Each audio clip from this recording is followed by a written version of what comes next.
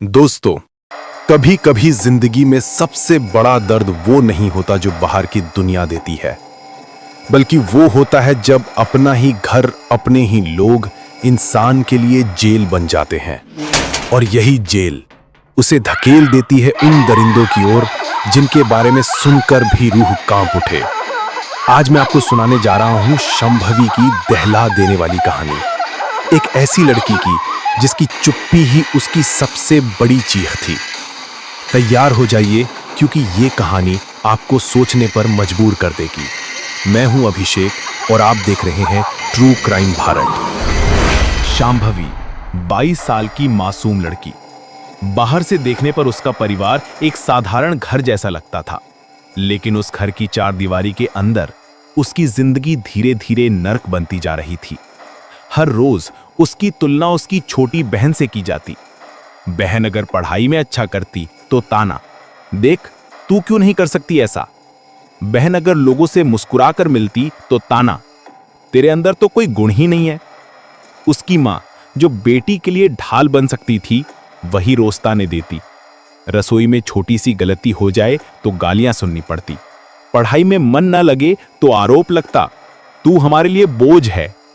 और दादी, उनका तो कहना ही क्या, हर रोज ताने, हर रोज आरोप, हर रोज नीचा दिखाने वाले शब्द। शांभवी का मन जैसे रोज रोज मरा जा रहा था। घर की चार दीवारी किसी आशियाने की जगह उसके लिए जेल बन चुकी थी, जहां हंसी की जगह चीखें दबा दी जाती थीं और सपनों की जगह ताने गूंजते थे। धीरे धीरे उसका आत्मविश्वास खत्म हो रहा था। वो बोलती कम और चुप्पी ज्यादा अख्तियार करने लगी थी। लेकिन उस चुप्पी के पीछे एक गहरी लड़ाई चल रही थी, एक ऐसी लड़ाई जो बाहर किसी को नजर नहीं आती थी, लेकिन अंदर से उसे पूरी तरह तोड़ रही थी। लेकिन फिर एक दिन ऐसा आया जिसने पूरे परिवार की जिंदगी बदल दी। सुबह का वक्त था। घर के सारे लोग अपनी अपनी दिनचर्या में लगे थे। किसी ने सोचा भी नहीं था कि आने वाले कुछ घंटे उनकी दुनिया हिला देंगे। अचानक शांभवी कहीं दिखाई नहीं दी। कमरा खाली, बिस्तर बिखरा हुआ और उसकी कोई आवाज तक नहीं।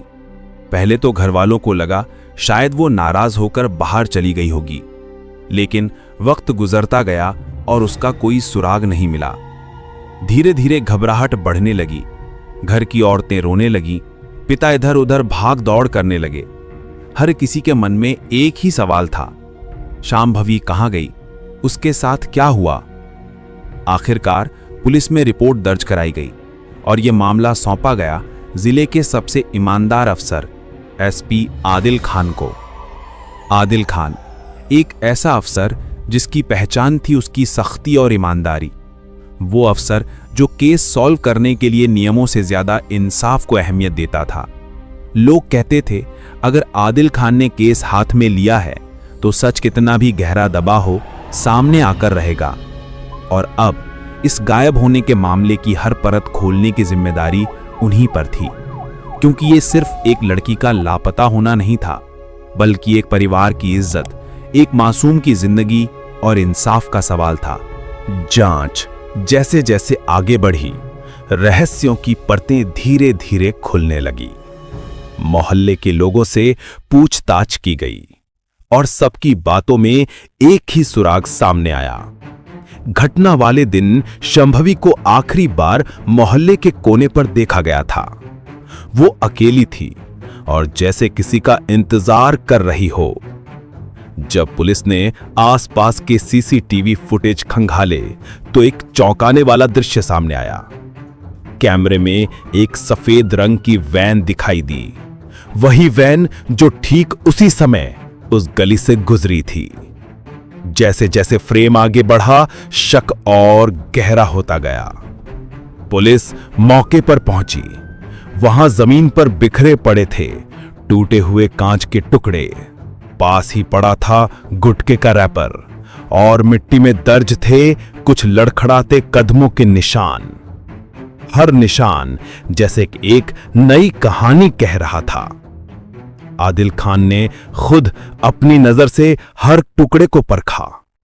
कांच के टुकड़े शायद किसी जबरदस्ती का सबूत थे, गुटके का रैपर इस ओर इशारा कर रहा था कि आसपास कोई अजनबी मौजूद था और वो कदमों के निशान मानो किसी को घसीटकर ले जाया गया हो। अब तस्वीर धीरे धीरे साफ हो रही थी। ये कोई मामूली गुमशुदगी नहीं थी, सच्चाई सामने थी। शंभवी का अपहरण हो चुका था। 2 दिन तक हर तरफ बस तलाश जारी रही। पुलिस की गाड़ियां गली गली घूमी, मोहल्ले के लोग दबी जुबान में बातें करने लगे, लेकिन किसी को अंदाजा भी नहीं था कि शंभवी किस हाल में मिलेगी। और फिर तीसरे दिन सुबह पुलिस को सूचना मिली, एक सुनसान जगह पर खेतों के पास एक लड़की बेसुध पड़ी है। जब पुलिस वहां पहुंची तो सबके कदम थम गए।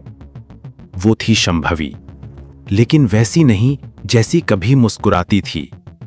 उसका चेहरा पीला पड़ चुका था, आंखें सूजी हुई और जिस्म पर जख्मों के निशान। वो टूटी हुई थी, बिखरी हुई थी और अपनी ही परछाई से डरती हुई। धीरे धीरे सच सामने आया। उसके साथ हुआ था इंसानियत को शर्मसार करने वाला अपराध। शंभवी का गैंग रेप हुआ था। यह सुनकर पूरा घर हिल गया। वो मां जो हर रोज शंभवी को ताने देती थी, आज उसी मां की आंखों से आंसू रुकने का नाम नहीं ले रहे थे। वो पछता रही थी कि काश उसने अपनी बेटी की चुप्पी को समझा होता, काश उसने उसके दर्द को सुना होता। उस पल शंभवी सिर्फ एक बेटी नहीं थी, बल्कि हर उस लड़की की तस्वीर बन गई थी जो अपने ही घर में तानों से टूटती है और बाहर दरिंदों का शिकार बनती है। जांच धीरे धीरे आगे बढ़ रही थी, लेकिन हर नया सुराग पुलिस को उलझा रहा था। शक की सुई बार बार घूम रही थी। सबसे पहले शक गया शंभवी की सहेली आबिदा पर। कहा गया कि शायद जलन या दुश्मनी में उसने कोई राज छुपाया हो। उससे घंटों पूछताछ हुई, लेकिन उसके आंसुओं और बातों में पुलिस को कोई ठोस सबूत नहीं मिला। फिर शक की परछाई गिरी शंभवी के पुराने प्रेमी विकास पर। लोगों का कहना था कि दोनों के रिश्ते कभी गहरे थे, लेकिन फिर अचानक दूरियां बढ़ गईं। क्या ये दूरी ही नफरत बन गई? क्या विकास ने बदला लेने के लिए ऐसा कदम उठाया? पुलिस ने उसकी कॉल डिटेल्स खंगाली, उसके दोस्तों से पूछताछ की, लेकिन अभी भी तस्वीर साफ नहीं थी। इसके बाद बारी आई मोहल्ले के ही एक लड़के चमन की। एक आवारा किस्म का इंसान जो अक्सर गली के कोनों में नजर आता था। लोग कहते थे कि उसकी नजरें हमेशा लड़कियों पर रहती थीं। क्या वही शंभवी का पीछा कर रहा था? क्या उसी ने उसे सफेद बैन में धकेला? हर शक एक नई दिशा में ले जाता, लेकिन सच्चाई अभी भी कहीं गहराई में छुपी हुई थी, जैसे कोई अदृश्य परछाई सबको भटका रही हो। आदिल खान जानते थे, ये केस जितना ऊपर से आसान दिख रहा है, असलियत में उतना ही उलझा हुआ था। एसपी आदिल खान ने हार मानना अपनी जिंदगी में कभी सीखा ही नहीं था। ये केस उनके लिए सिर्फ ड्यूटी नहीं, बल्कि इंसाफ की लड़ाई बन चुका था। उन्होंने सबूतों को एक एक कर जोड़ना शुरू किया।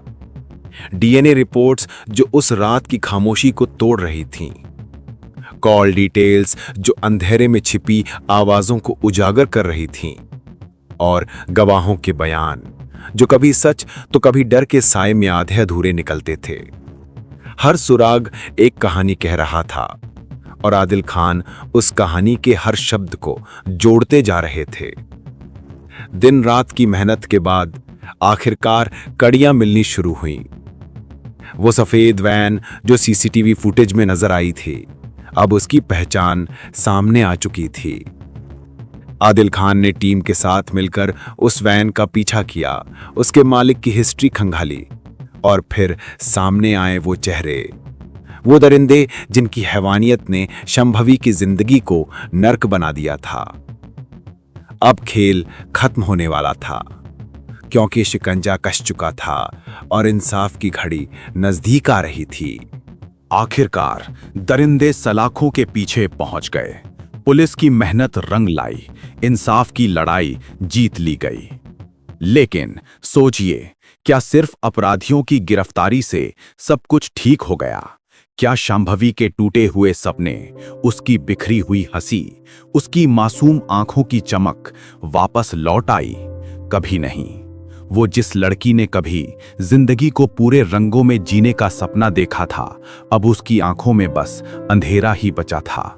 वो घर जहां उसे प्यार और सहारा मिलना चाहिए था, वही घर उसकी सबसे बड़ी कमजोरी बन गया। और अब वही मां जो हर रोज उसे ताने देती थी, उसी मां की आंखों से हर रात पछतावे के आंसू बहते हैं। वही पिता जो कभी चुप रहे, आज अपनी खामोशी को सबसे बड़ा गुनाह मानते हैं। ये सजा सिर्फ दरिंदों को नहीं मिली, ये सजा उस पूरे परिवार को मिली जिसने देर से सही लेकिन सच को समझा। क्योंकि सच यही है, अगर घर ही अपना होता, अगर परिवार ही सहारा बन जाता, तो शायद शांभवी को ये दर्द, ये जुल्म कभी नहीं झेलना पड़ता। इस कहानी से हमें यही सीख मिलती है कि अपने बच्चों, अपने दोस्तों, अपने करीबियों को समझिए, उन पर भरोसा कीजिए और सबसे बढ़कर उन्हें अपना सहारा बनाइए। क्योंकि कई बार घर से मिला हुआ एक छोटा सा प्यार और विश्वास किसी की पूरी जिंदगी बचा सकता है। अगर ये कहानी आपके दिल को छू गई हो तो इस चैनल को लाइक, शेयर और सब्सक्राइब करना मत भूलिएगा।